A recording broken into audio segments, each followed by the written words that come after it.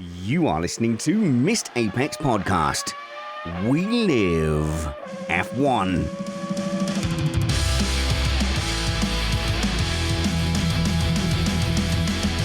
Welcome to Missed Apex Podcast. I'm your host, Richard Reddy, but my friends call me Spanners, so let's be friends. We are an independent podcast produced in the podcasting shed with the kind permission of our better halves. We aim to bring you a race review before your Monday morning commute. We might be wrong, but we're first. This week we have another magazine show for you to consume. We have a guest upload to end the show on. Brad Philpot has launched a new YouTube feature called Through the Visor, where he answers some driving-based questions from the previous race. So we're going to share an episode of that here on the main Missed Apex feed. And we're going back in time to the 80s. We've got Jeff O'Boyle back with another historic teammate battle. This time, it's Prost versus Senna. But to start the show off this week, I'm absolutely delighted to be joined in the shed by the F1 Statman Sean Kelly. Have you ever wondered, how does Crofty know that this is the fourth race where a left-handed driver has won a race within 4 days of fighting a moose? Well, the answer to that question is Sean Kelly. Welcome back to the shed, Sean. I'm glad you particularly appreciated the moose stat. That was one of my proudest moments here. Thank you. Well, thank you for welcoming me. So they do take an awful lot of credit for your statistics, but I guess that is your job, is that they've got things to roll off the tongue, and you do this all around the world. Yeah, it's very important because unbeknownst to most people who watch sports on television, it is very difficult to commentate on something and keep track of everything that's happening in a race. You do need somebody as a spare pair of eyes and ears in the background. So the idea that something spectacular could happen in a Grand Prix and then suddenly, that hasn't happened since 1973. Well, you don't have time to look that up because you're talking about what's happening on the racetrack. So yeah, that's the excuse I have for justifying my existence. And is that happening live? So, something is unfolding and you go, this perfect thing has just sprung to mind. I will forward that on. Yeah, a lot of it's done in advance, but then we also do it live as well. All the announcers, there's 16 networks that use this, plus F1 themselves, plus some of the teams, plus some of the organizing committees. So yeah, it does happen live during qualifying in the race, so we can react. The main thing is, why do we care? Why do we care that driver A is leading driver B at circuit C on this date in history, whatever it is, and the thing is because I'm a fan, obviously I like to think quite an astute eye for what I think would be interesting to other fans. So, we could go on inanely about statistical categories that are of no relevance whatsoever. This is something that constantly gets on my nerves with football right now, with expected goals, which to me is just that all that is look at the size of my algorithm. Right. It's look, I've got a massive algorithm. Worship my algorithm. And it's like no one cares. No one knows what that means. No one cares what that means. It's just like, why don't you just say that team had the better of the game? That team had 15 shots on goal. They scored 5. We can understand that. And I always say in Formula One, keep it simple. Not your audience is not data scientists. They are race fans. Speak to them like they're race fans, not that they have to sit here and work out what this statistic means. Sometimes I do feel like the stats are having a bit of fun with this. Like, Lewis Hamilton has never won at this track where 2 or more albatross have been sighted off the coast of Portugal. Like, sometimes I feel like the more obscure fact, like you're sitting there giggling to yourself, yeah, got another one. Yeah, I call those FP1 stats, like something to kill a bit of time. I love it. Early on Friday morning when we was like, okay, well, not much going on the track right now, and wow, look at that. Yeah, there's that seagull that we were saying. Whenever that seagull shows up, Lewis Hamilton never wins. Yep. So you never use that in the race. I love that. You get much more to the business end of stuff. But when that if you're the type of fan who watches FP1, you already know that not much happens in FP1, and it's a good time to sort of talk about some of the other general things that are going on over the weekend. So you just throw in a few of those stats on the side where it's just like, oh, well, did you know? Blah, blah, blah, blah. You've got to choose the relevance of these things. You don't want to be in the middle of like a fantastic battle for the lead and then suddenly come up with some obscure stat from yesteryear where you think, well, why are they telling us this now? Who cares? So yeah, you've got to be careful. The analogy I've always said throughout my career is if you, as a statistician, you're the ball boy at Wimbledon. If you do your job right, you make the whole thing better, and the audience didn't notice you were part of it. Yeah, no, okay. Yeah, get yourself, if you become the headline, if you become the story, that becomes a problem. But you did put yourself in the heart of the action for the Monaco Grand Prix. You were there on the ground. What were you doing there, Sean? Well, low key, I also host for the guests for F1 experiences and for a range of other people. I do, when you see the fans going around on the driver's parade truck doing a lap of the track, I do a lot of the blah, blah, blah, blah, blah. And here's this, that, and the other. The guests in the suites, I go and talk to them. And I kind of do a lowdown of here's what to look for, folks, in qualifying and the race. Because those poor lambs, after you've had a very, very hard weekend of eating and drinking and socializing, sometimes it's possible to lose track of what actually is happening on the racetrack in a way that you wouldn't if you were sitting on your sofa. Because Sean, a lot of people were incensed at Miami when they did the shots of the pool, and there are people in the pool during the Grand Prix. It's like, the race is happening. They've lost track of the fact there's a race on. Right. Hopefully they weren't in the marina, because that would have been something seriously gone wrong in Miami. Yeah, not the fake marina. Not the fake marina. But so what I do is I'll go in and I'll say, all right, folks, here's what we're doing. I know you've probably enjoyed the hospitality. Let's talk business. This is what's going on at the racetrack right now. This is what I want you to look for. And I'll do that right before the cars go on the track for qualifying in the race.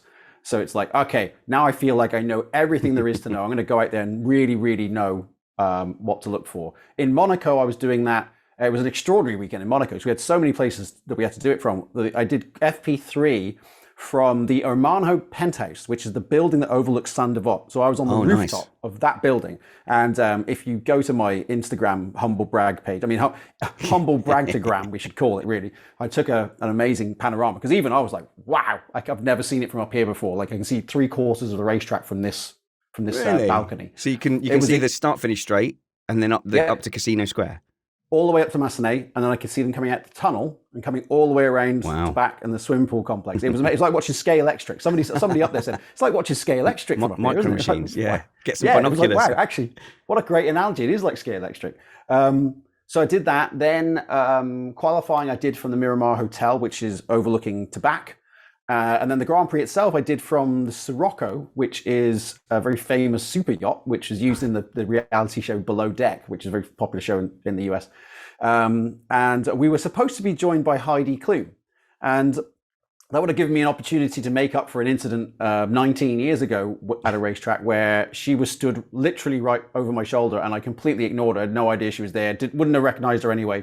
And it had always been a running joke, like, hey, you couldn't pick Heidi Klum out of a parade. Well, she's coming on the yacht today. After a lot of waiting, eventually she flaked, because she was on the starting grid, and why would she disappear from all that?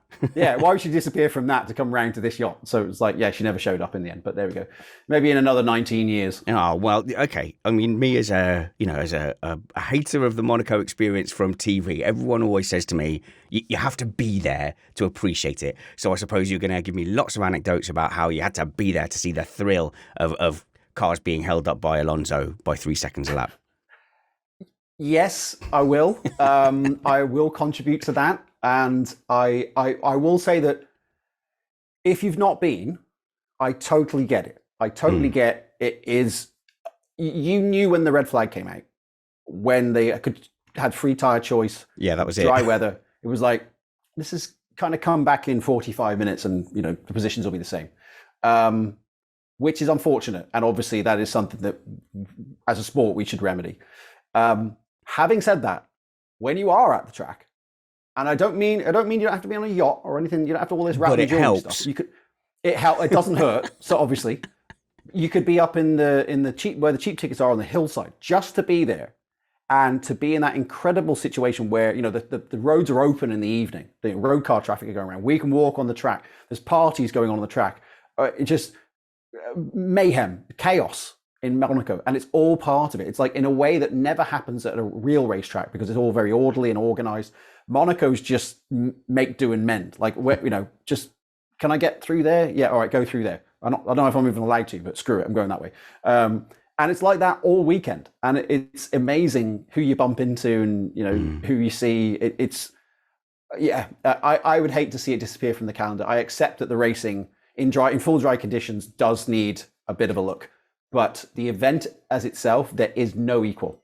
So I've got some listener questions, and I think Monaco might fall into the bracket of one of those, and it's Fat Attack. It's a great question here. Is there a statistic that can quantitatively describe the best F1 periods, i.e. average overtakes per race, average split across the field? What is this period? And what period was the most boring? I think that's a really great question, especially for old sweats like us who've been watching since the 80s. But also, I suppose you could extend that to tracks and where Monaco fits into that. We complain about it a lot, but you might surprise me and say, "Oh, actually, Singapore has even less overtakes." But I think, should we start with the eras? I often think of this era, and probably from 2017, 18 in particular onwards, as some of the best racing and overtaking in the sport's history. Am I statistically correct? You are statistically correct. It is without question as close and as occasionally as random as Formula One has ever gotten. You mentioned the 1980s. Between 87 and 96, only 4 teams won a race. I thought you were going to say there was only 5 overtakes. For 10 years, there was only 4 teams. Really? Benetton, Ferrari, McLaren, and Williams won all the races. Wow. So now we have a situation where, like last year, there's something mad happened and an Alpine wins a race. These things can actually happen. Although I accept there is a hegemony right now of Red Bull, Ferrari, Mercedes. That has been a thing with lately. the odd McLaren popping up. With the odd McLaren popping up, but it generally speaking is those 3 teams. Having said that, the gap across the spread across the field is very, very small. There's been several instances, say for instance in Q1, where first and being eliminated has been separated by less than 1.2 seconds. Okay. Now you used to have think as recently as 97, Jack Villeneuve was on pole in Melbourne in 97 by 1.7 seconds. It was 2.1 seconds up to Michael Schumacher. Mansell would be on pole in 92 and he'd be more than 2 seconds a lap quicker than Senna, who would be third on the grid. So to have that now where it's the spread between the fastest guy and the guy who doesn't even get out of Q1, that is exceptionally close. And we do have much, much higher overtaking. Admittedly, it is the DRS era, and it must be looked through that particular eyeglass of history. Sure, yeah. These are passes that are not absolute last of the late breaks. It's more getting in position and hitting a button.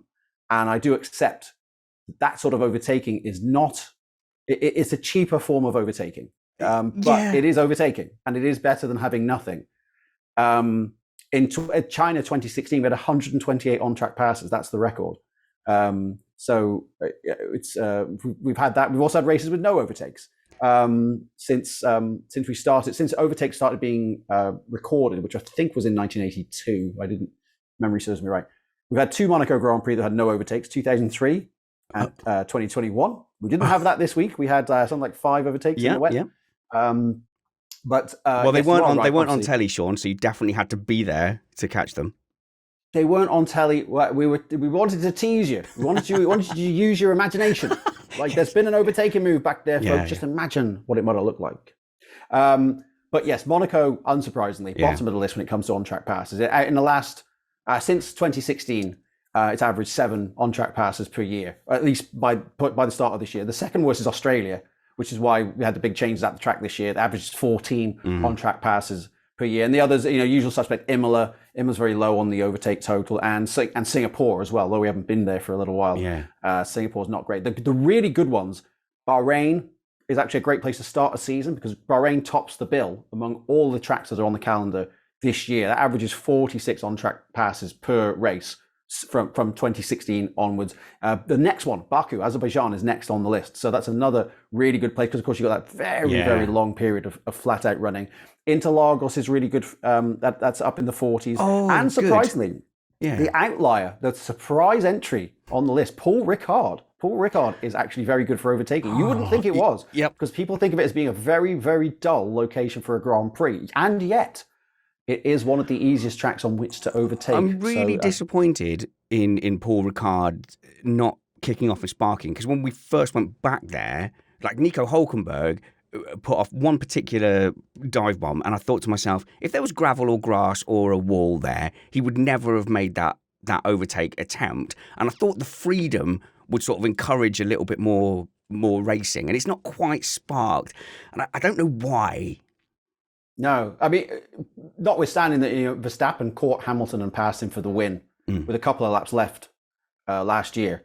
I think that track was first held the French Grand Prix in 1971, and I've read the contemporaneous reviews of the 71 race, and there was uproar when that track was on the calendar because they'd just come from Clermont-Ferrand. And then this is a Rouen, test track. and then they go to Paul Ricard and Dennis Jenkins. If you get the chance, you can actually read the archive online for free on motorsport.com. If you read the Dennis Jenkinson article of that race, it is scathing about how Paul Ricard is basically the most dull, most boring racetrack ever in all of recorded history, the end. And it is interesting that here we are 50 years later, and we've got the same complaints about it. Anyway, I want to bookend that point.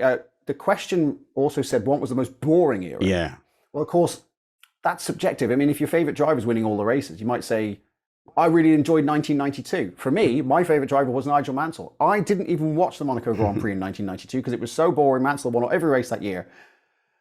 Then he didn't win that race. Yeah. And from that day to this, I've always made sure I watched every race. Really? That is literally, Monaco last weekend was 30 years since the last time I voluntarily did not watch a Grand Prix. Did you know the last time I missed a Grand Prix was the Schumacher domination era of the early 2000s? I did find myself tuning out of the odd Grand Prix then. So that answers the question there. That was the most boring thing. So next question. No, we just want to finish. I got one more thing.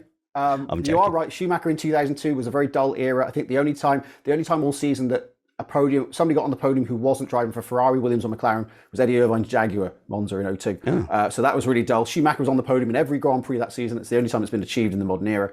And of course, he won the championship in July, which is astonishing. Right, think of that now; it's unthinkable. The other time, mid 1960s, Jim Clark, possibly rated the greatest driver of all time. In 63 and in 65, his two world championships, he scored a maximum.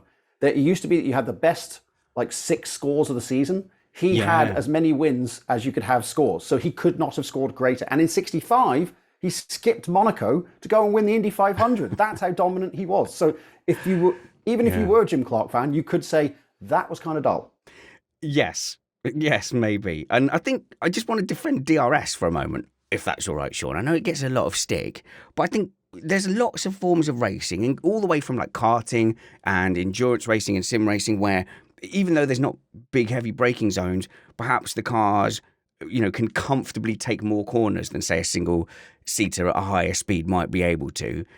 And you don't get a lot of passes, and you are waiting for that one opportunity. And F1 gets a lot of stick for saying, well, everyone just waits for that DRS opportunity. But I think most racers will probably say there's a lot of forms of motorsport and a lot of forms of tracks where you're waiting for that one place to overtake and you don't take a lunge through the tight, twisty section. I think what it does do is it stops people getting gummed up, which used to always happen in the olden days of F1.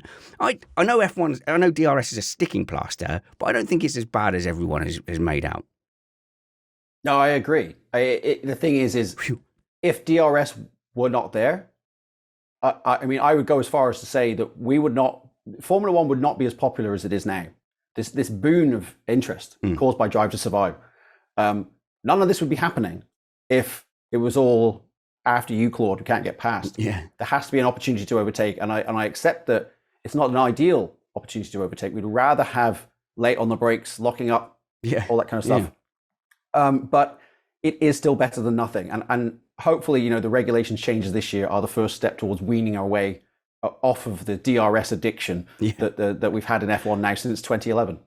Yeah, maybe, yeah. But I don't know. I just feel like it's not so different to other forms of motorsport. And when those lock up Daniel Ricciardo, lick stamp and send it Monza overtakes do come along, they're still special, But do we really want a race happening more regularly, like where Alonso could just hold up a whole train by 3 seconds? That was a lot more common in the 80s and 90s. Yeah. And I would go as far as to say that would reflect the majority of Grand Prix were it not for DRS.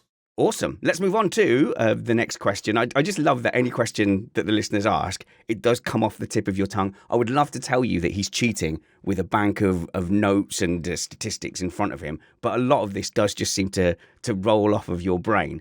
So John M. asks, how do you have any statistics on how the increased number of races in a season have changed how championships play out? And later in this show, we'll be talking to Jeff O'Boyle about the 1988 season with Prost versus Senna, where he was telling me, or will have told me, I've forgotten what order the segments are going out in, that it was a 16-race season, but only the top 11 results counted. They dropped 5 rounds. And of course, so now we've got more races than ever. Do we have any stats on like who's been robbed by these different formats? Who would have done better if seasons had ended or had carried on? Yeah, well, I don't want to preempt that segment, but you are right. In 1988, 16 rounds, best 11 races counted. That rule was in place until the end of 1990. And it used to be 9 points for a win. In 91, they dropped that rule, increased the number of points for a win to 10. But yeah, it used to be a case that you'd get up towards the maximum score over your 11 races and you'd start to drop scores. And that's actually what killed Prost in 88 because he was leading the championship, but everybody thought, if Senna finishes, if Senna wins this race, even I know he's behind in the championship, but even if Prost is second, he's the champion because Prost has to drop. It got very complicated. And that's why I was just like, just get rid of this. This is just, it's going over people's heads. Great question though, overall. And actually there's a very recent example of how the length of the championship has changed the approach. Only, where were we? 3-4 races ago, Verstappen was 46 points behind Leclerc. Then after winning in Spain, he was 6 points ahead. Now, previously, for 10 years, that would have been an insurmountable gap at any point in the season, whereby you would say, oh, okay, well, you're not, once you're that far behind, you're not going to catch up. Verstappen did it in 3 races. So, now, admittedly, that's less than 2 wins, but in this area of absurd reliability, it is unusual to have caught up so quickly. And furthermore, in past seasons, the way Mercedes started the year, you would have said, they're out. They're finished. They're out of this. Now, you're looking at, 15 races still to go, plus Austria sprint, plus Brazil sprint. So you've got another 16 points there. That's the equivalent to a podium finish in a Grand Prix. So therefore, Mercedes are not out of it. And you can cite the example that Verstappen set by closing that gap in just 3 races. Both George Russell and potentially Lewis Hamilton, who's further behind, can still be in this championship just because there is so many points still up for grabs. Needed a little bit of unreliability on the side, perhaps. But Verstappen and Leclerc have both suffered mechanical failures in excellent positions in Grand Prix this season. So, there's nothing to say it won't happen again. So, yes, it has changed the approach. Conversely, back in the olden days, I think Ligier won the first 2 races in 1979 and never got anywhere the rest of the season. There's a famous story, which I just so want to be true, that Gerard Ducarouge, who was the designer at Ligier, had the perfect setup for that Ligier written on a cigarette packet, a packet of Gitan, which he then lost on the way back from Brazil. And literally, they never found the setup correct again, and Ferrari won the championship. Yep. I so want that to be true. No, I've committed that to memory. That is true. And everyone who's listening to this, commit that to memory. I just said it. That means it's definitely exactly true. So, yeah, there are examples there. You could have a fast start to the championship, but still lose it. But full disclosure, 79, that's the weirdest championship format because the championship was split into 2 halves that season. It was like the best 4, I forget the rules myself now. Best 4 scores from the first half and the best 4 scores from the second half. No, and it got, why? Yeah, so it was like there was a cutoff point halfway through the season. So calculating who won the championship that year is like, whoa, hang on a minute, what's going on here? So thank God we got rid of all that. Yeah, I know it's popular to sympathise with the team members, and it is of course unfair if they're being asked to do extra races and extra weekends and then their pay and conditions does not reflect that and they don't have an opportunity to job share. And all sympathies for team members aside, I do think this is better to have a longer season if you compare it to other major sports. Like, it's most of the year, it's enough races that anomalies don't dominate. So it's enough races statistically for things to kind of be competitive and settle. And I love it. We don't want a season that's over by July. And this season we've had a weird start, and everything is still up for grabs. There's at least 4 drivers, 6 races in, that are title contenders.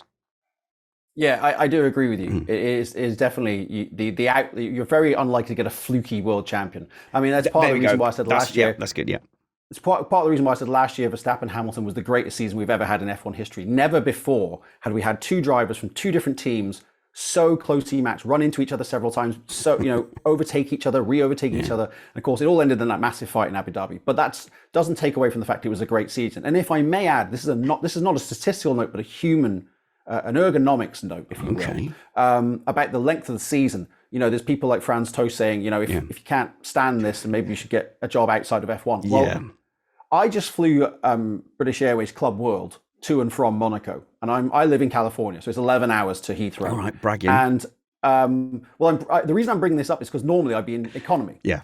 But I was in the front of the aircraft. Okay, that's still bragging. This is definitely bragging. No, there's a reason I'm coming to it.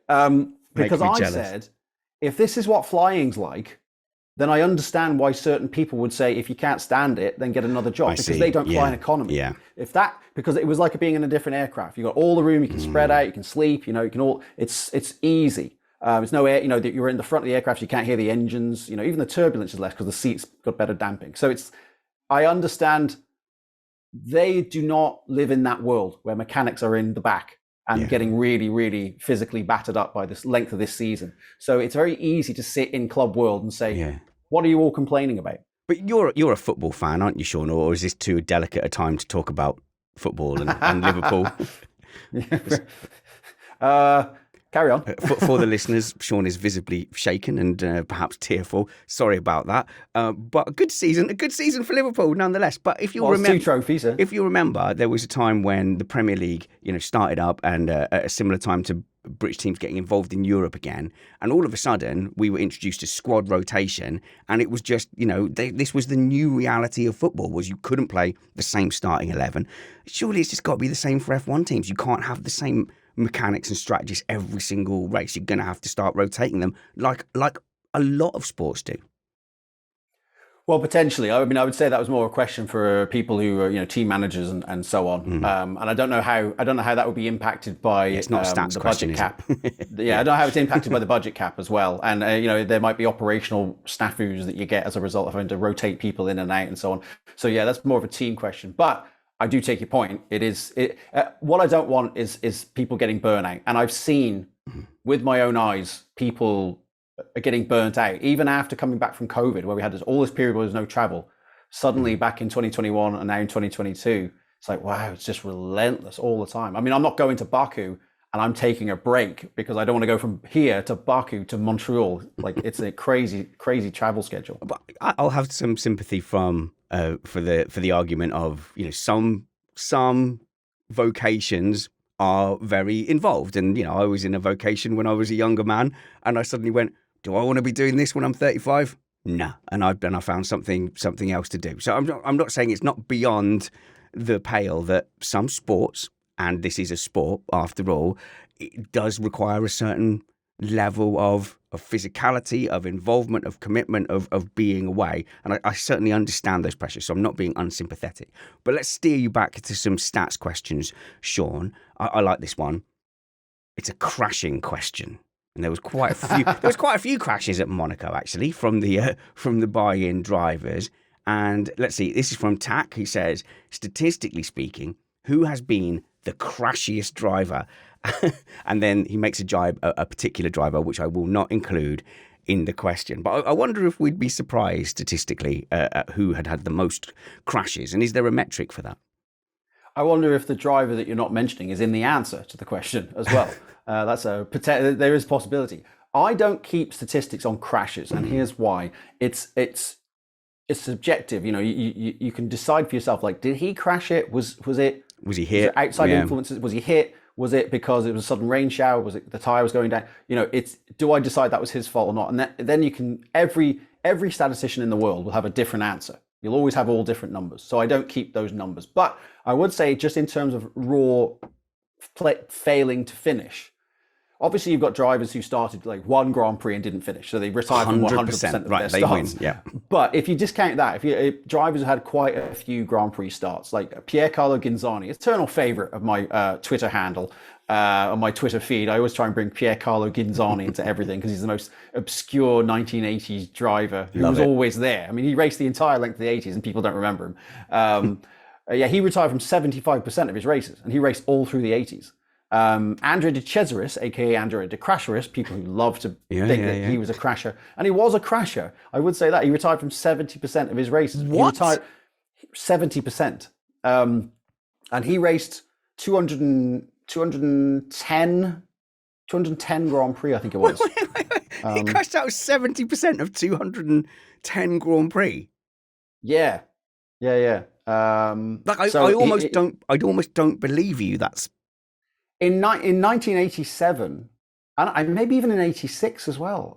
Because I haven't looked. So somebody looked this up for me. In 86, he was with Minardi, and in 87, he was with Brabham.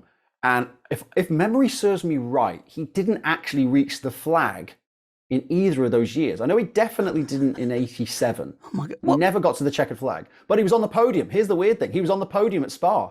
Okay. The car ran out of fuel on the last lap. And he was a lap ahead. You know, the top three was a lap ahead. So the guy in fourth didn't come ahead. So he was on the podium even though he ran out of fuel. So, it used to happen a lot with De Cesaris. And the surprise number, also Rubens Barrichello had very high, 140 odd retirements. Really? But he also had the longest F1 career. So you would expect necessarily that Barrichello would be high on the list just because of longevity's sake. Of the current drivers, it may not surprise you to hear that the person who has the worst reliability record among regulars for the last 5 years is Max Verstappen. Okay. I mean, he's retired from 21% of his Grand Prix. So his early career would have been a bulk worse, I'm assuming. Well, I mean, you say that. Of course, he retired in Bahrain. He retired in Australia. Yeah. So just this season as well. And the most reliable driver on the grid, Lewis Hamilton, just 9% of retirements in his career. So... it's I don't keep numbers on crashes, right? But it's fair to say that there's probably a fair amount of correlation between drivers who have unreliability and drivers who end up binning it. That they tend to be related events somewhere down the line. Well, I see that we can't tell like if a driver is causing the DNFs. A lot of that will be hidden. But I know, like in 2012, people were throwing out that Hamilton must be a car wrecker. That's why his engine keeps blowing up and stuff. And I know people have said the same things about Verstappen. I don't know if you can thrash a modern car beyond its engineering. Yeah, it's much more difficult now, of course, because there's so much electronics involved. Certainly, up until the mid 90s, it was much easier to have such little mechanical sympathy that you could break the car. I used to wonder about Johnny Herbert because he used to have the most terrible luck, and there came a point where I thought to myself, "This guy, like, is it luck or is it he's doing something with that car, which is fast, but also breaking it?" Like it, and I don't know. I don't know the answer, but it was always in the back of my head. Like, I wonder how much of this is actually just misfortune. There's a terrible amount of bad luck, like an outlier amount of bad luck. So it would have been more applicable in the 60s. And that's what, Jim Clark, for instance, 25 wins in 72 starts, finished second once. He would either win the race or the car would break down. So, that's much more applicable back then. I think a lot of these drivers make a deal with the devil. Herbert might have done it. Certainly Hulkenberg, he made that deal. Yes, make me a rich, handsome racing driver forever, but you shall never be on the podium. So I think there's a lot of that going on. Yeah, yeah, absolutely. It's Hulkenberg. Wow, how is that guy not got a podium? I mean, yeah. Well, how does he rate on the crash stats? I don't suppose you've got that to hand. He has got it to hand. He has a higher percentage. I don't remember off the top of my head. He has a higher percentage of retirements than does Verstappen. But I didn't bring him up because I thought he only did the first couple of races this year, so he's not a full-time driver. I wanted to just talk about the guys. Well, looking at these season's drivers, like Verstappen, I think he was a lot more. He was very aggressive in the midfield in his younger career. Like he absolutely did not mind just sending it. I mean, there was one where the one that sticks in my head is just sending it on Gasly. Or he hit his own teammate in China, and then the next year I think he hit Vettel. Just dive bombing down into that hairpin, and he just didn't care. I think now it's been much more considered racing incidents and DNFs than just being out and out wild. But on the grid now, like Latifi started off just plodding along doing his own thing, and then suddenly he's like crashing every other race. Schumacher seems to be out 1 in 3 races. If I could make a statistic up off the top of my head, Schumacher crashes 1 in every 3 races. That might be true. He actually finished the first. I mean, his first retirement last year was in Sochi, which was the second half of the year. So he's actually fairly reliable, but it was a really bad car. So didn't have anybody to race against. But he spun in Imola, didn't he? Like fully 360. Probably lucky to escape that one. He's had a lot of offs. Yeah, and he properly demolished the car in Monaco. And by the way, just circling back to the Verstappen thing, he still dive bombs. I mean, think about the first lap in Abu Dhabi, which to me was one of the great overtakes of all time. And how Hamilton did not have to give up that position is astonishing to me. But I would say that Verstappen's reputation for dive bombing like that has actually served him quite well. Yep, absolutely. I think drivers give him a little bit more room because they know they don't want to get sucker punched by this Red Bull coming down and it's that early reputation. Even Hamilton, like before 2021, was like, well, I'll just avoid him because I'm not fighting for the title. That's fine. And I've said on this show before, when I used to play 11-a-side football, because I'm a little lad, I used to make sure that I hit the other central midfielder as hard as possible within the first 5 minutes, so that he'd go, oh blimey, I don't fancy that much, and that would buy me like a yard and a half for the rest of the game. Right. And Verstappen has definitely bought himself that yard and a half. Yeah, and it's the same thing that Ayrton Senna used to do. It was always, give me a space or we'll have an accident, but I'm not giving way. You can't look at Senna's career and say it didn't work. Obviously, there's some scandalous incidents like Suzuka in 1990, but for the most part, it was a very successful strategy. As regards Latifi and Schumacher, I think they're suffering from teammate rage, because Latifi had settled in on the notion that George Russell was just very, very good. But then Albon came in with a little bit of a point to prove, and the point is being proven. And same with Mick Schumacher and Kevin Magnussen. Schumacher was sailing along, was bossing Nikita Mazepin. Yep. Then Magnussen gets sort of plucked out of sports cars and put back in the car, and suddenly he's 0.6 of a second up the road in qualifying. Like, hang on a minute, whoa! And you couldn't wish for a better marker than Kevin Magnussen because he's good, but he's beatable, and so you should go in there and soundly finish ahead of Kevin Magnussen, and everyone would say, yeah, you're legit. But if you can't beat Kevin Magnussen, people are going to say, well, you are not in that top level. Absolutely, and I admit I had my doubts about Mick Schumacher when he came into F1 anyway, because he never qualified on the front row in F2. He did win the championship, which obviously is a significant achievement, but I always question single lap pace. I mean, if you can't qualify on the front row in an F2 car, are you legitimately F1 material? That should be something you can do relatively easily at F2 level. Sean, this has been an absolutely fantastic chat. I promise you, if you ever find yourself anywhere near Essex towards the end of the year, you won't have to pay for a pint at all. You will be a guest of honour. So if you don't mind, though, can we fit in one more question, do you think? Go. You can put in 10 more if you want. We've got Scott Rainsford who says, I like this journeyman question. What driver has scored at least a podium or better, a win? What driver has scored a podium or a win in the most amount of teams, and who has been the ultimate journeyman driver, say with 4 or more teams? I love this question because sometimes we only get to pick apart a driver's career when they move around and we see what relative success they have against other drivers. Did their championships perhaps flatter them a little bit, Vettel, or can they sustain that across their whole career? Oh boy. So podiums for different constructors. Sterling Moss and John Surtees scored podium finish for 6 different constructors in the 50s and the 60s. Surtees, of course, going on to set up his own team. And I don't think, off the top of my head, I don't think he scored a podium in his own car. I can't remember from actually a world championship. He definitely did a non-championship, but I'm conflating the two. And Sterling Moss won Grand Prix for 5 different constructors in his time. And he also took the first Grand Prix win for 3 different constructors. There's 3 drivers that have done that. Sterling Moss did it for I think it was it Cooper, Lotus and Van Wall. Jackie Stewart did it for Matra, March and Tyrrell, and Dan Gurney in the Porsche, the Brabham, and in his own car, the Eagle. So there are 3 drivers who have taken the first win for 3 different constructors. Incidentally, there's another driver on the current grid who has taken the first victory for 2 different constructors. Do you know who it is? Who has taken the first victory for 2 different constructors? No, I'm afraid I'm not very good at pub quizzes, Sean, so I'm going to fold under pressure. Okay, that would be the apparently overrated by Missed Apex podcast, Sebastian Vettel. Because he did it for Toro Rosso, and Red Bull. Yeah. So yeah, there is that. You could say, if you want to say he was overrated, I mean, I'm sure you could find somebody who would argue it out with you. But obviously, no, I was being provocative, of course. Most drivers do win the championship in the best car or the second best car. There's just the reality of it. As regards underrated drivers, that's a much more interesting debate. You've got, I mentioned Dan Gurney, only won 4 Grand Prix in his career. Jim Clark said he was the only driver he truly feared in racing. Now, if Jim Clark fears you, you must be a seriously good driver. Another driver who I randomly encountered last week while I was waiting for a burger in Monaco. He was the person in line in front of me, and that was Jackie Ickx, 8-time Grand Prix winner, master of the Nürburgring, master of Le Mans 24 Hours.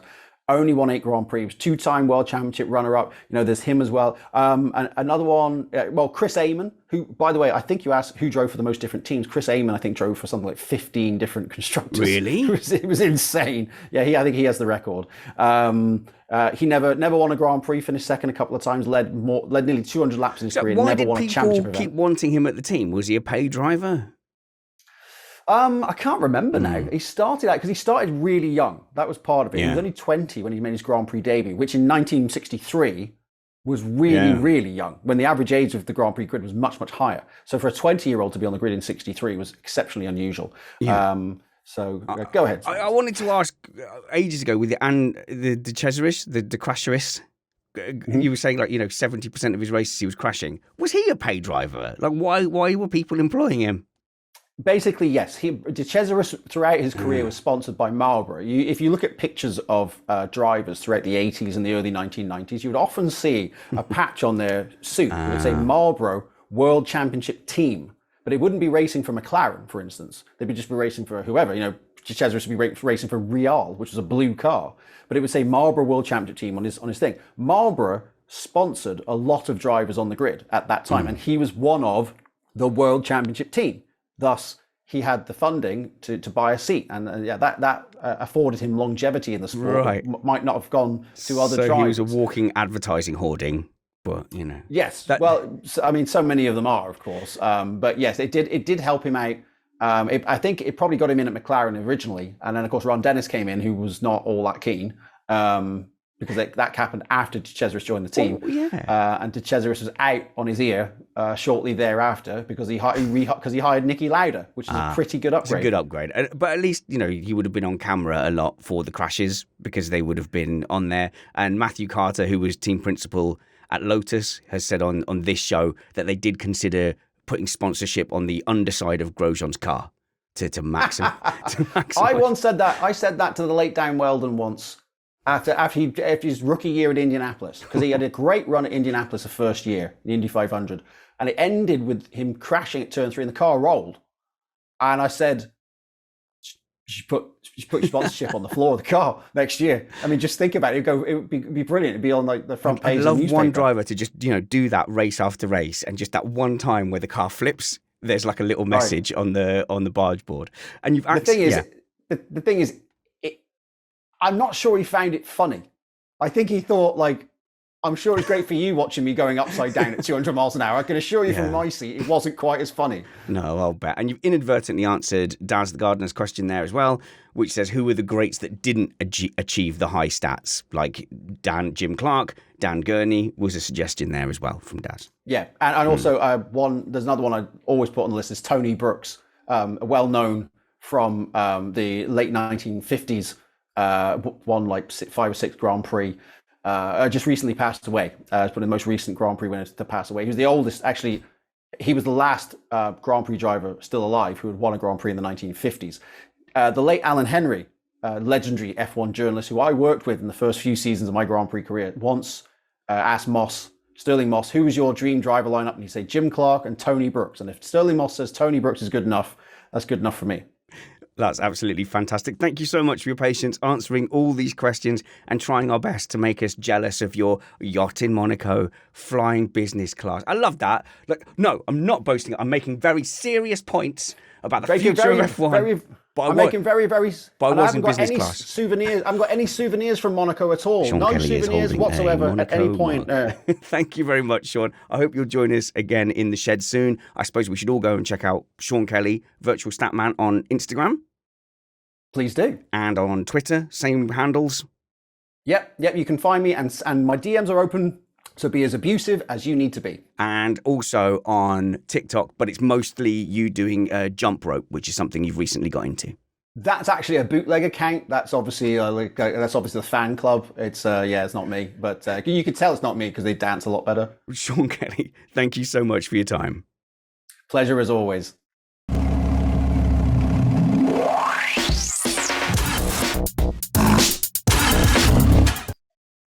And now we're going to go back to the 80s as we explore another historic teammate battle.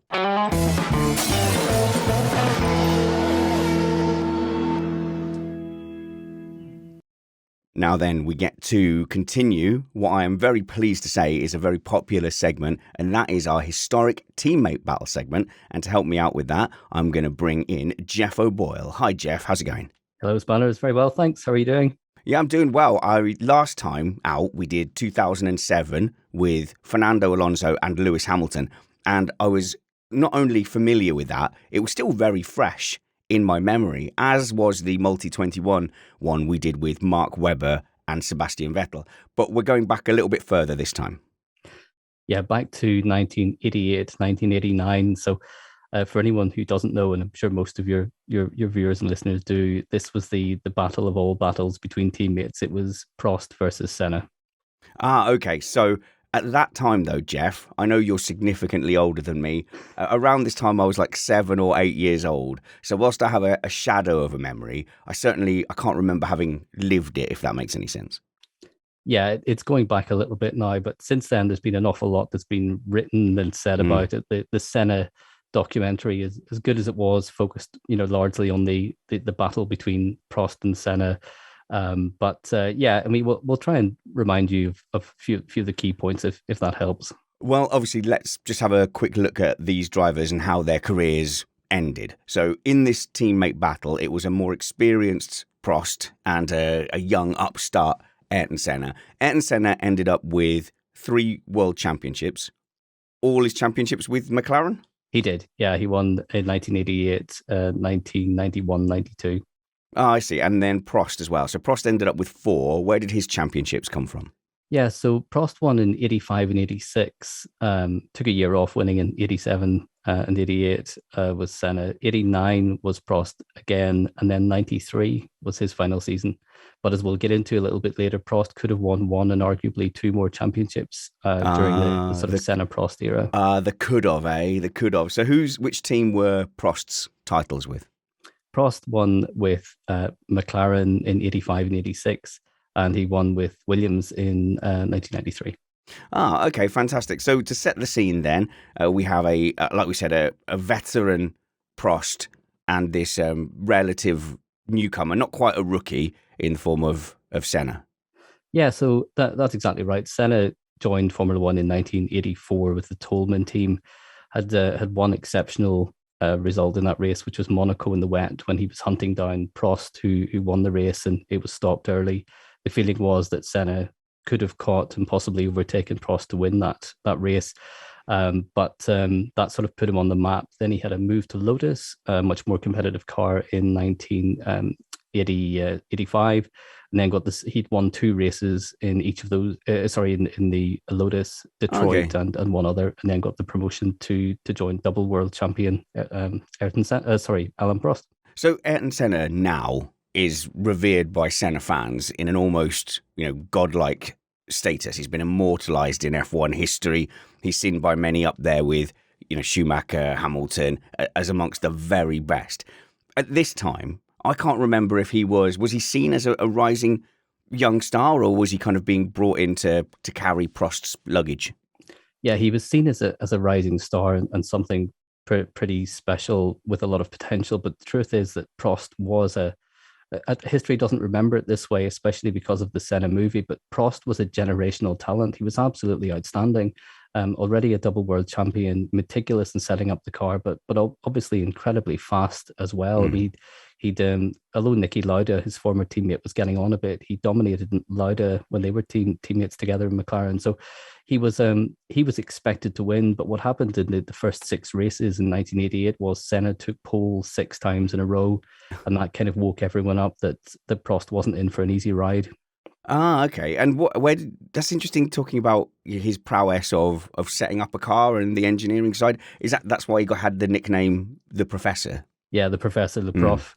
It's interesting, that aspect of it, because the way the narrative's played out over time is that Prost was very good at setting up the car. Senna was just a better driver. He was faster over one lap. He had more qualities by a long way, 14 pole positions against Prost 2 in 1988. Shows you how good he was. But actually, when you listen to some of the interviews and read some of the accounts from those who worked at McLaren at the time, it wasn't quite as straightforward as that. So Joe Ramirez was a McLaren stalwart. He was, a mechanic, team coordinator. He worked closely with both of the drivers during that era. And what he said in an interview with Tom Clarkson in the Beyond the Grid podcast is that actually, if you had to pick one, when the car was perfect, when the car was set up exactly right, Prost was the better race driver. He was the faster driver. And he was much better at setting up the car. But what Senna could do was improvise. He could work around problems. And more often than not, a car isn't perfect, is it? So you need someone who can push that little bit extra and find an extra way to drive or an alternative way to drive, whereas Prost didn't really have that. But there are accounts that Senna would say, what's Prost running in the wing? What are his settings? I want to see his data, such as it was back then. And then he would know that Prost had set up the car so well that he would just take all of Prost's settings and then improvise around any problems that he found. And that's how he dominated. But without Prost as a teammate, you might say Senna wouldn't have had the pace that he did have in that car. Oh, that is interesting. There's a few things around that, because there's a lot of drivers that have this reputation of being able to drive around bad cars. For example, Schumacher. Eddie Irvine's always saying, I'm sure he thinks he was as good as Schumacher. But, he'll say you could break off half a front wing and he'd just find a way to drive around it. He was exceptional at that. And where you see the big differences are the 2 legendary Monaco quali laps. So in 1988, he outqualified Prost by 1.4 seconds, which is unheard of today, but was virtually unheard of between 2 dominant teammates at that time either. Then the following year, he does exactly the same and gets to Monaco and dominates him for a second time. So it's a track like Monaco where you see how good Senna was at driving around problems and improvising and taking risk. And a lot said about the spirituality and all of that he had, but actually a lot of it, I think, came down to feel and how good he was at feeling grip and pushing a car to the limit. Whereas Prost probably, could be equally fast, but needed everything to be just right for everything to click and get the lap time. So is this around the time where there was the mythical Senna qualifying, which I've always taken a bit of issue with, where he said, he basically, I got to the impossible standard, but then with every subsequent lap, I found more and more. It's like, yeah, all right, mate, you were just off pace a bit and then you caught up. Yeah, there's a lot of mythology around the Monaco qualifying for Senna in the McLaren 88-89, but in 1988, when he out-qualified him by 1.4 seconds, he was leading by 50 seconds in the race, and then binned it at Portier, and that was him out of the race. But what gets overlooked a lot in the sort of mythology of that race is actually that Prost was stuck up behind Gerhard Berger for most of that race. So the gap of 50 seconds actually flattered Senna much more than people remember. And whenever Prost did find a way past Berger, he put in fastest lap of the race and started putting in some really quick times. That sort of spirituality and being in the zone and faster and faster and closer to God every lap, all of that nonsense soon stopped whenever Prost started putting pressure on him and he binned it. So he cracked in that race, and it was a driver error, no one else's fault. And Prost would later say in interviews, a number of interviews, that Senna's obsession was not just with beating Prost, but by humiliating him, by dominating him. And that obsession actually goes back even to 1984. If there's time, there's an interesting little anecdote that Prost tells about the opening of the new Nürburgring. And the sort of current and former Grand Prix drivers were invited to the Nürburgring for a fun race to celebrate the opening of the track in Mercedes road cars. He tells the story that Senna's flight arrived 30 minutes after Prost. So Prost was asked to give Senna a lift to the track. Gave him a lift, didn't know much about him. They had a chat on the way in, all very pleasant, very friendly, seemed like a nice old chap. Then qualifying came in the cars and Prost put it on pole. Senna was second, and then Senna stopped speaking to him, just wouldn't acknowledge him after that at all. In the race, within half a lap of the start, Senna had run Prost off the road. So the obsession with beating Prost was apparent long before they were teammates. I think because Senna respected Prost so much and knew that if he was to be remembered as something exceptional, he would have to dominate against the guy who was the best driver in the field at that time. Yeah, well, look, so thankfully that was the last time they ever clashed on track. Yeah, it was. Yeah, that everyone lived happily ever after. But if we look at the car that they had in 1988, the MP44, this is their first season as teammates. Season as teammates, yeah, absolutely dominant car. Gordon Murray designed, first year with Honda V6 turbocharged engines, limited to 2.5 bar, but still incredibly powerful. And to give you an idea of how dominant they were, they won 15 of the 16 races in 1988. Okay. In Imola, the McLarens were 3 seconds a lap faster than the third place car in qualifying, which was Nelson Piquet, and they lapped the entire field with 5 laps to run. So it was. I think my hearing might be letting me down a bit there, Jeff. Did you say in qualifying they were 3 seconds faster than the next fastest car? Yeah, at Imola, 3 seconds a lap. Yeah, people complain. I was about to compare it to like 2014 Mercedes domination, but even that wasn't quite that. No, it was a different era. There was a lot of disparity, and will come a lot of unreliability as well. The engines were always on fire. Something was always on fire, but they will come to the sort of nuts and bolts of it. But there's a peculiarity of the point system back then that people might not appreciate, which is that there were 16 races over those 2 seasons in each season, and only 11 counted towards World Championship points. So the cars were so unreliable that you were expected to retire 5 times in a season.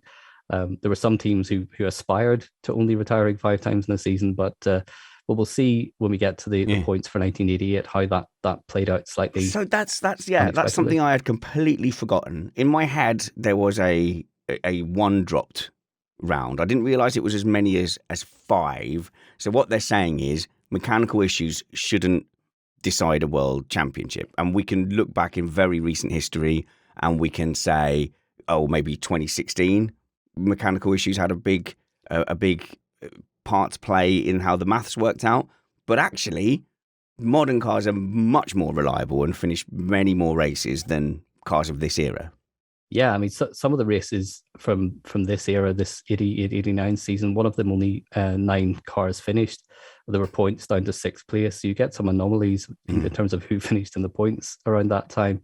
There's 9 points for a win, 6 for second. So, it does make a difference depending on which races you dropped and which you don't. Okay, so let's look at the reliability for this season. I'm looking at the chart that Jeff supplied. I am not dragging this out of my memory. So Prost has, it looks like 2 retirements, and it looks like Senna has 1 retirement of his own making at Monaco and 1 disqualification in the opening round for switching to a spare car after a green light restart.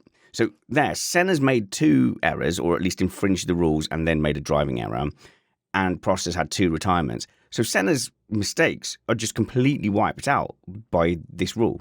Yeah, so if you look at it over the season, in the 1988 season, Senna won 8 races. So 8 of his 11 races that counted were wins. Prost won 7. There's very little in it.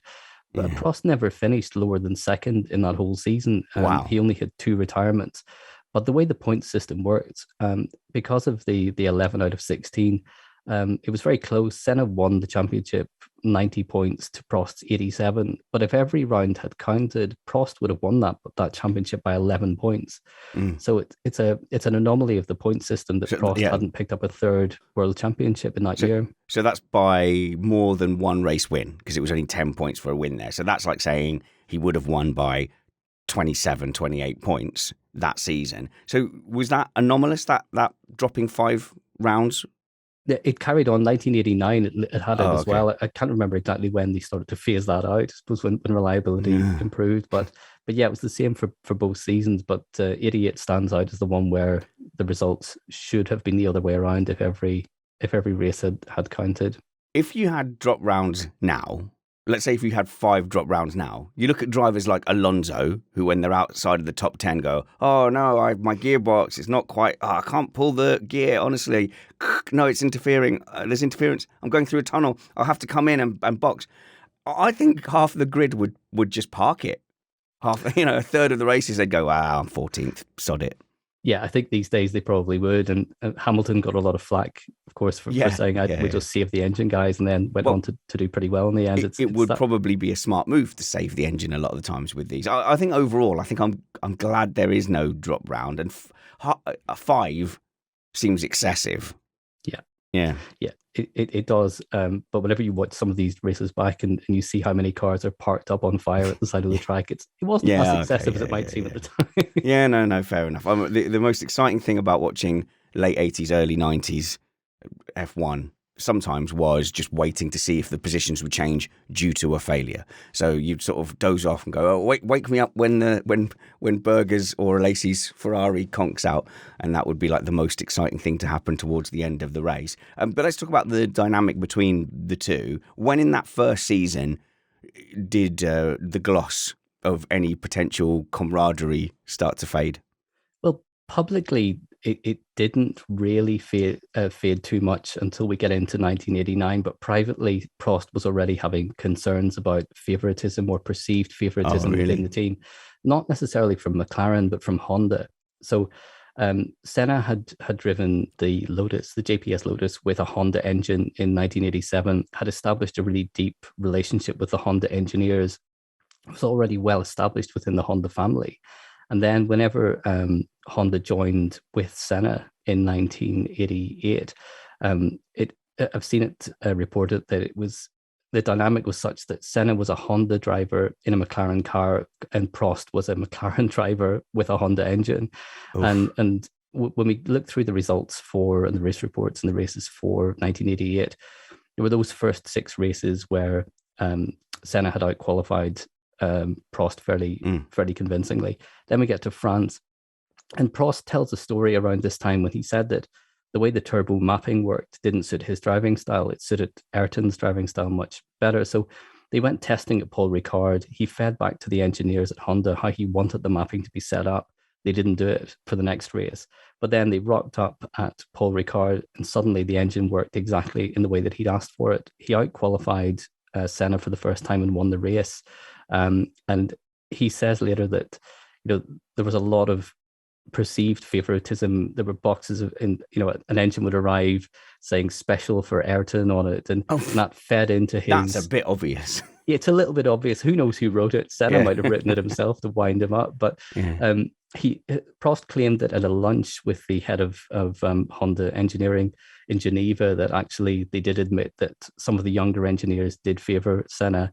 And when you look at the later results in 1989, something changed because Senna's performance gap in qualifying just went over a second at a lap. Conspiracy. It's enormous. If there's time, I'll give you a couple of examples of it, but it does tie into. Go on. Let's feed the conspiracy. Go on. Where's the examples? Well, we'll get to in 19. Well, I may as well skip to this. In 1989. The relationship started off pretty well between the teammates until they get to the second race, and then all hell broke loose. So this was Imola. Imola is remembered really for 2 things in 1989. One, the massive fallout between Senna and Prost, and the other, an accident at Tamburello that almost killed Gerhard Berger. He was very lucky to survive it, relatively unscathed, broken rib, broken scapula, some burns on his hands, that sort of thing. But it was a horrible thing to witness at the time. But there was an agreement between the teammates that whoever got the better start and led into the first corner would go on to win the race. Such was the dominance. We've seen that in subsequent seasons with the Mercedes and other teams. So what happened at the start was Senna took the lead. Prost fell in behind. Everything was fine until lap 4 when Berger had his massive accident. The race was restarted. Prost took the lead. He got the better start. And then Senna disregarded the agreement. It was no longer that important, and challenged and passed Prost into Tosa and went on to win the race. Afterward, that's the first sort of the big team order stories where it all went wrong. Prost went apoplectic after the race, said that he wanted nothing more to do with Senna, and then made probably a strategic mistake. He went to L'Equipe and leaked the story about what had happened to the press. Senna felt that was a betrayal.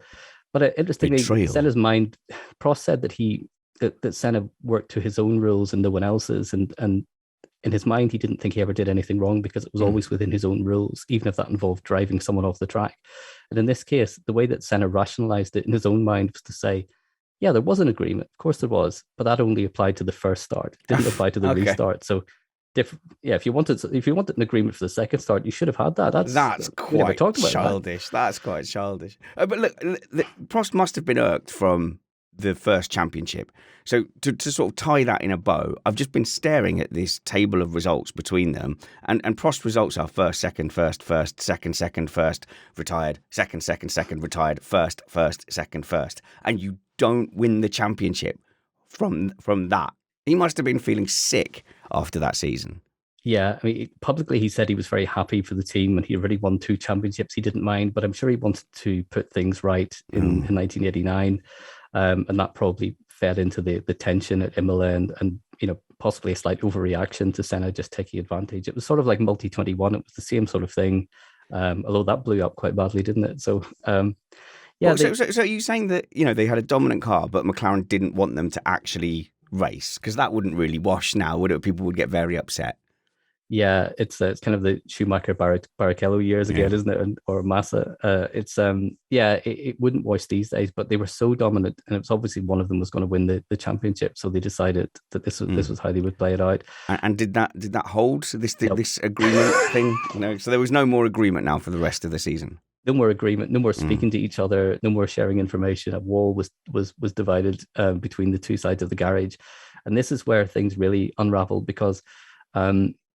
Honda, the way Prost tells the story, Honda really rallied behind Senna. So they got through the next few races. Senna, I think, had 3 retirements in that phase, a couple of wins. This is in 1989, so we're in season 2.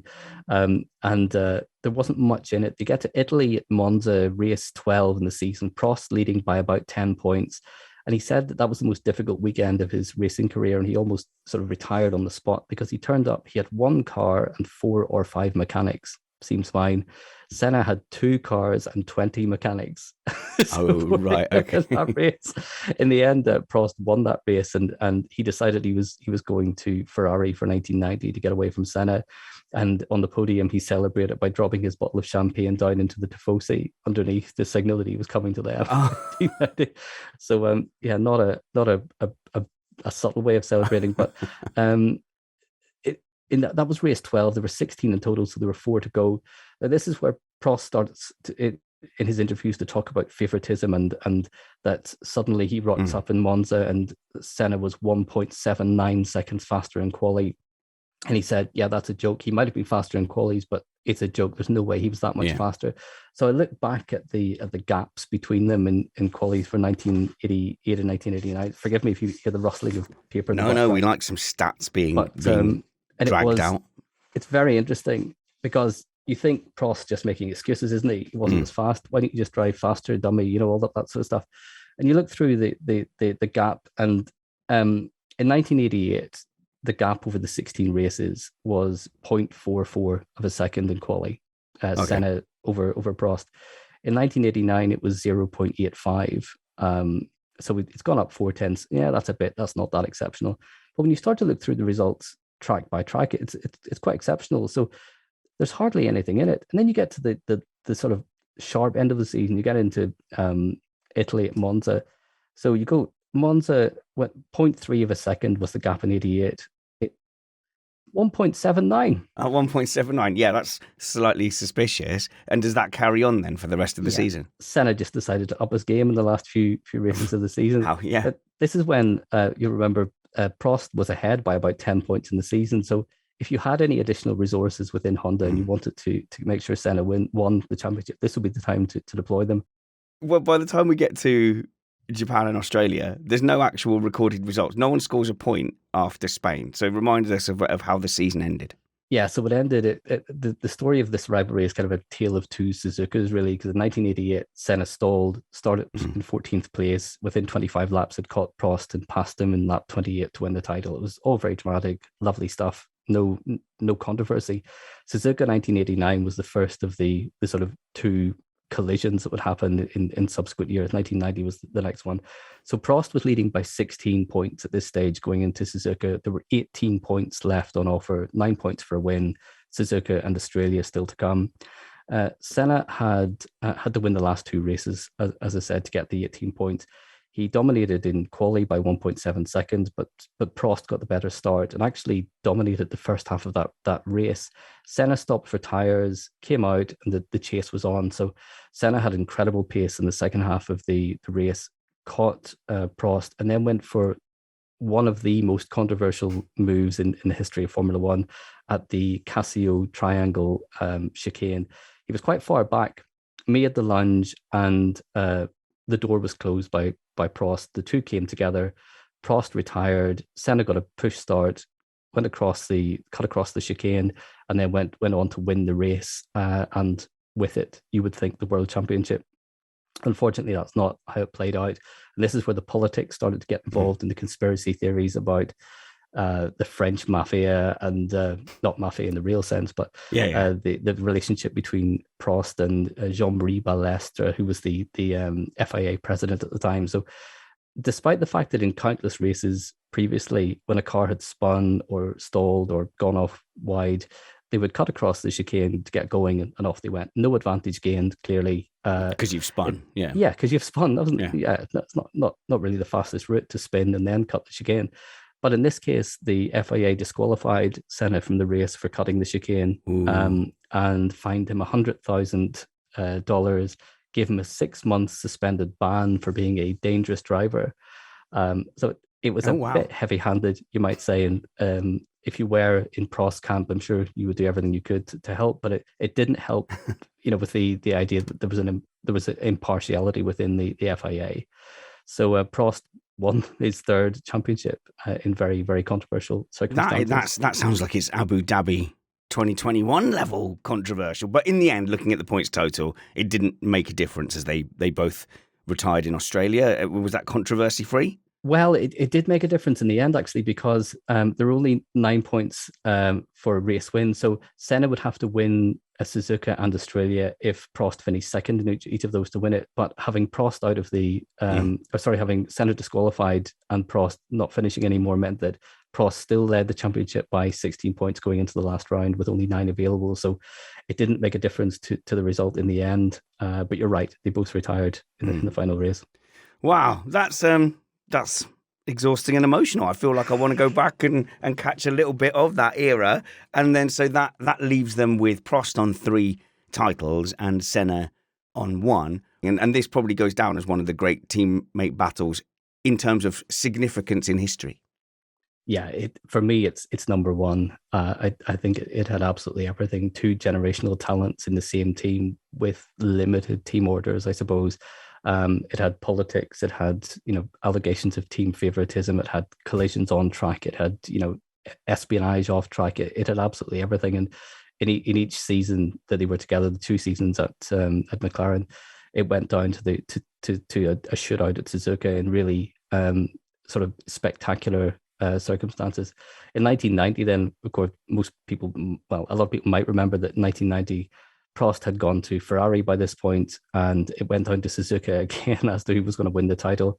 Prost got the better start, and Senna just didn't lift for the first corner and wiped them both out, meaning that Senna won the championship. So it's the rivalry didn't stop in 1989, and Interestingly, Prost said he didn't make too many mistakes in his career, but the biggest one he ever made was that he was given the choice of who would be his teammate at McLaren, and he said that Senna was the better driver of the two that were in contention, and that it would be better for the team to have the faster driver in the same team. So he said he'd probably make a different decision if he was asked to do that now. Look out for number one. And also look out for Jeff on social media. Your Twitter handle is? It's Jeff O'Boyle 1, I think, because I locked myself out of the original Jeff O'Boyle. No. You're like those guys who lost their crypto wallets. Yes, it's down the back of the sofa somewhere, but it'll turn up. Yeah. Go and give Jeff a follow. The link will be in the show notes below. Jeff, thank you so much for another historic teammate battle. Thank you.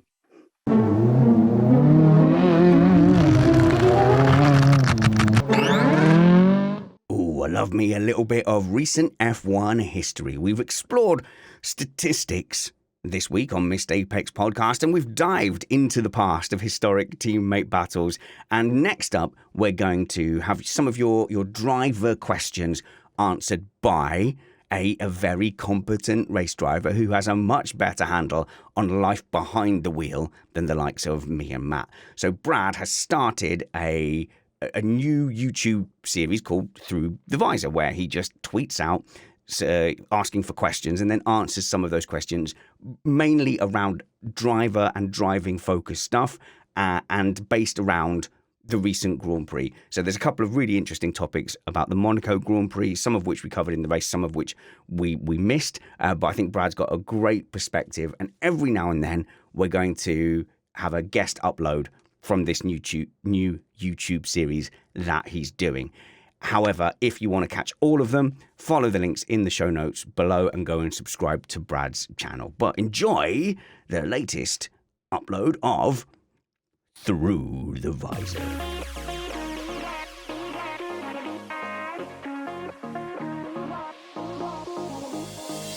Hello everybody and welcome to the latest edition of Through the Visor, this time reviewing the Monaco Grand Prix with your questions. We've had loads of great questions in this time because lots of things happened at the Monaco Grand Prix and I can't wait to get stuck into answering them. For those of you new to the channel, I've been a race driver for 20 years, winning the Red Bull kart fight and various national series, before becoming a high-performance driver coach at the world's leading race school for a decade. I was British F4 and F3 test driver, competed at the Race of Champions against current F1 drivers, and I'm a two-time champion of the Nürburgring Nordschleife. I now work as a test driver for a leading tyre manufacturer, driving on the limit every day at tracks all around the world. Right, so let's jump straight in there with the hot topic, the post-race appeal from Ferrari. Now, quite a few of you guys asked me about this. We had Courage at Marcel F1 asking, could you please explain the Ferrari appeal and why it was rejected? And this is really quite a simple one to look at, although the outcome maybe isn't quite as obvious as we would have expected. So in essence, whilst Ferrari were busy mucking up their pit stops by pitting too early and then coming out on cold slicks and wasting a lap either stuck behind slow traffic or just struggling to get temperature into their slicks, and Red Bull stayed out that extra lap or so on intermediates, effectively overcutting the Ferraris. Afterwards, the Red Bulls then pitted for their slicks, and they were hurrying to get out of the pits. Now, from what we can deduce, both Red Bulls potentially crossed the pit exit line on their way out of the pits. That's the solid yellow line that you're not supposed to blend across. You're supposed to stay to one side of that, and in Monaco's case, that's the right-hand side of that, until the yellow line ends, and that's obviously to prevent you from joining into traffic and being dangerous when there are other cars coming past at full racing speed.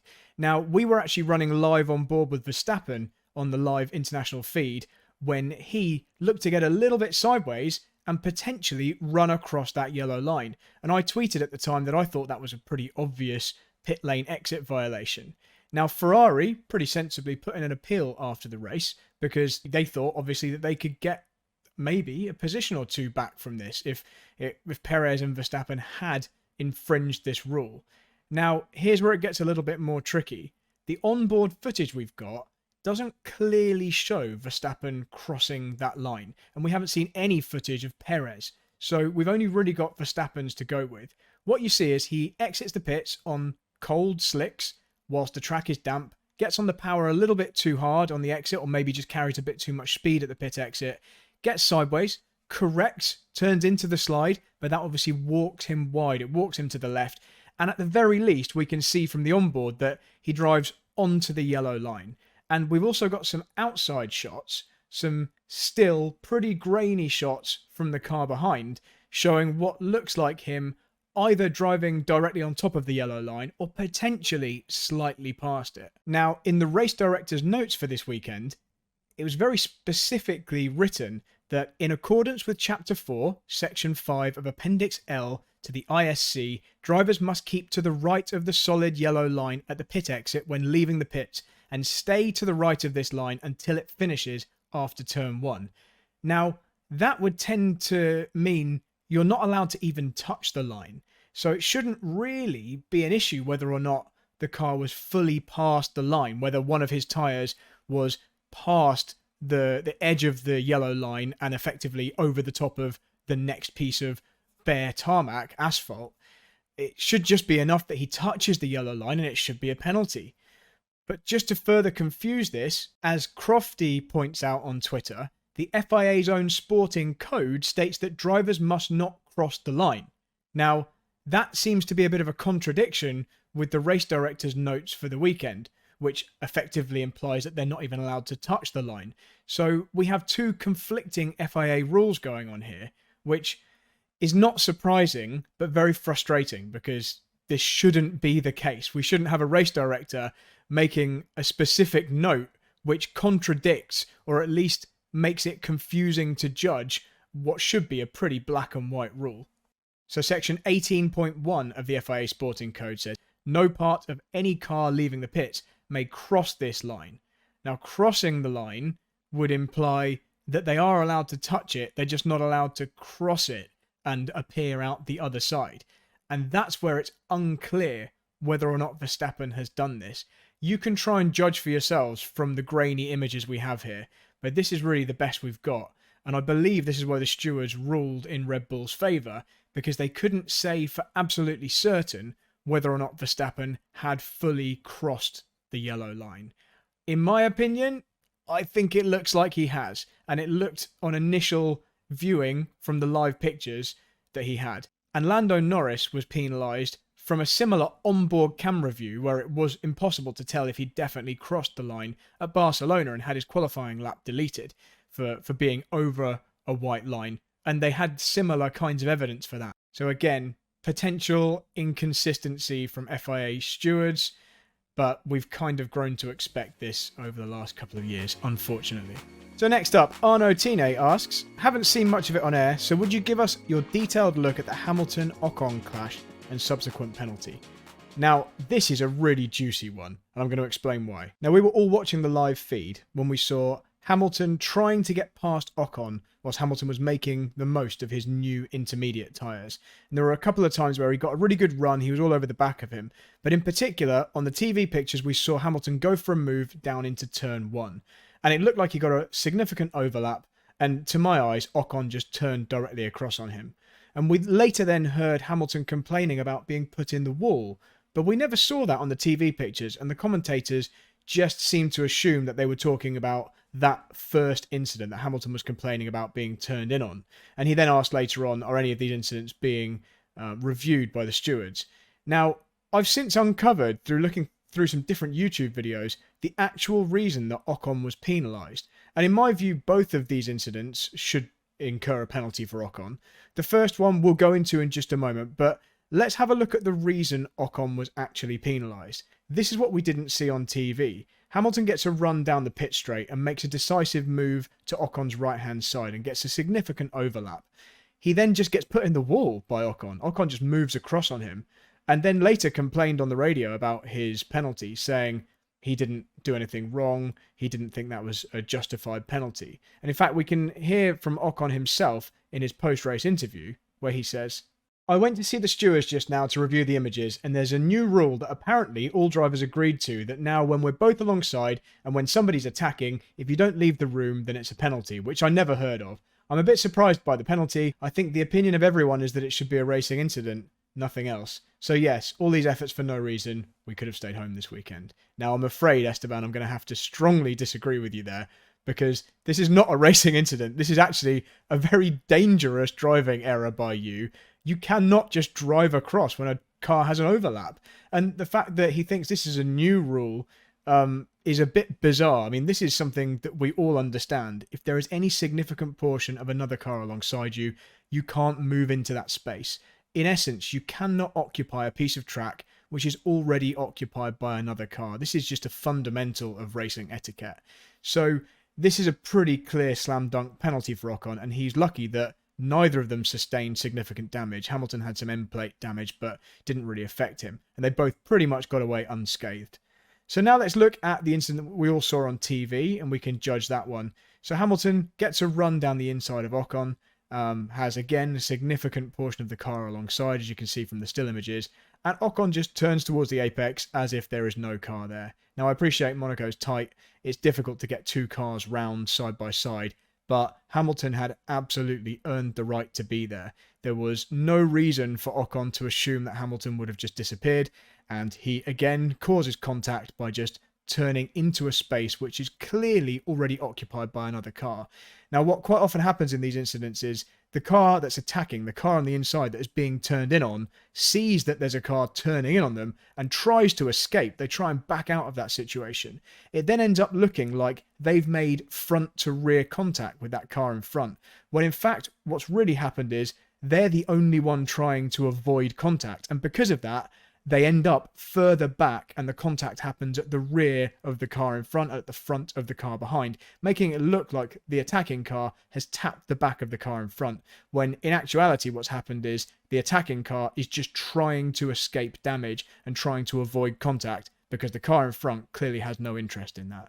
So again, I'm afraid, Esteban, this one's on you.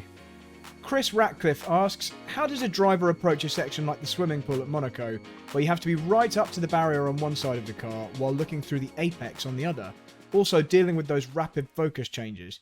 Now I love this because this is a real driving question, and we've used a couple of still frames just to try and illustrate what we're talking about here, but Chris is completely right. There are lots and lots of times where as a driver, you're not looking at the place where you're positioning the car.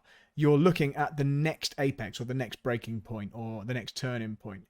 And around Monaco, and I haven't been racing at Monaco, I've never driven the streets of Monaco, but I have driven on lots of circuits where you're not paying specific attention to where the car is positioned because you're actually looking at the next corner. So what drivers are doing, even if they don't necessarily realise it, is they're looking for the braking point, first of all. So you're looking in the distance at the braking point. But once you know you're going to reach that, you then look for the turning point. So your vision switches from the braking point up to the turning point, but before you've reached the braking point. So your eyes are one step ahead of where the car is at all times. So you flick from the braking point to the turning point. You're then doing your braking subconsciously, effectively, and you're heading towards the turning point. But once you know you're aiming for the turning point, you then flick your focus to the apex of the corner that you're heading into. And your peripheral vision then deals with the positioning towards the turning point. So, for example, on Leclerc's qualifying lap here, on his pole lap, he is not looking specifically at the barrier to position his right side tyres on the approach into the swimming pool section. He's already looking, and you can see from the helmet cam, he's already looking into the next corner, even though he isn't necessarily at the turning point yet. But this is just a natural thing that drivers do. This is just how you drive fast. You can't be focusing in all the places you need to see at the same time. So you get used to using your prime focus to aim the vehicle. And then when you know that aim is going well, and when you're going to reach that point, your focus has already switched to the next place and your peripheral vision takes over. And obviously experience in these cars will give him a good judgment of how wide they are and how much room they've got. It doesn't always go well. You know, some people do clip the barriers, but in general, you saw some really, really fine driving of all the drivers this weekend, pretty much judging how wide the cars were, getting really, really close to the barriers. And that's because they're using this method of switching to their peripheral vision subconsciously, whilst their main focus is on the next point that they're aiming for. Our final question for today comes from Dave Chima, who asks, so what was the reason Lewis changed his helmet during the race at the red flag caused by Mick Schumacher? Not sure that was asked of him post-race. Now, this is hopefully quite an easy one to answer because I just think it's because his original helmet would have been damp and horrible to wear. So Lewis went into this weekend with a special Monaco helmet design, which was based on his favourite crystal. And you can see here, it's like a nice kind of white design with the purple crystal shining through. That was what was used at the start of the race when it was pouring with rain, when the drivers were sat in their cars, soaking up all that water, stationary, and then obviously driving later on with all the spray. And you've also got the sweat of the driver. All drivers sweat quite a lot, even in a cold race. You're still quite warm inside all of your race gear. And having the opportunity to swap to nice, dry kit is lovely. It just so happens that he only had one of those special crystal helmets available. I'm sure he would have changed to a dry version of that in the red flag period had he had that on offer. But as it happened, he went to his yellow helmet, and I'm certain that's the reason why. It will have been a helmet that was more suited to the dry weather. He probably had a dry visor as well, maybe a visor that didn't need as much kind of double glazing to prevent the misting up. But if you are wearing a damp, horrible, wet helmet in a race and you're getting warm inside the helmet, there is also that possibility of it misting up. So you don't want to carry a damp helmet into the next session if you've got the opportunity to change to a fresh one. And it is really as simple as that. So guys, thank you again for all your questions. It's been great. I'm really looking forward to answering your post-Baku questions in a couple of weeks. But until then, like this video, subscribe if you haven't already, and I'll see you next time.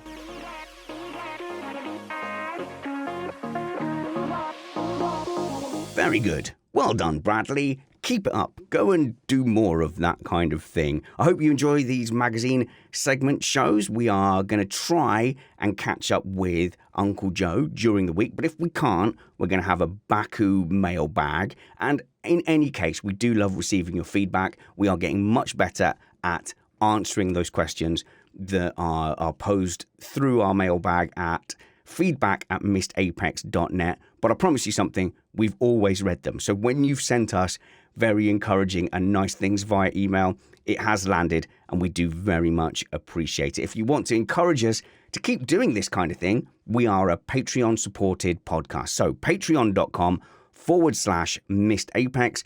For the lowest tier, you can have a special RSS link that you put in your podcast player, and then you get the same shows just without the advertising. In the next tier up, you can get some extra bonus content, which includes, our doom scrolling show, which isn't strictly speaking fully F1, but we do relax a little bit and there's a lot of personal chat. Plus, we have a private Slack forum that me and the panel are in very regularly. And of course, our patrons are always the first to know about any karting events, like the one on the 3rd of September at Buckmore Park. Go to missedapexpodcast.com/karting. and come and join us there. I do think that this will be a packed out grid, so I think getting your ticket in the next month or so will probably be your safest option. missedapexpodcast.com/karting. Come take us on. Come drive against the panel and test your wits against us over 9 heats and 3 finals. You will definitely race with the panel, and you will definitely end up in one of 3 finals. It just depends, in the final, which is the bottom one, the C final, maybe you race Matt. In the B final, maybe you race Catman. And in the A final, sometimes, fingers crossed, I'm there, as well as the likes of Van Gien, Philpot, and Power. So come and check that out. And also, there is a link in the show notes below to the video of how it went down at Ellough Park on April 30th when we went there last. So I hope you enjoy that. But wherever we see you next, work hard, be kind, and have fun. This was Missed Apex Podcast.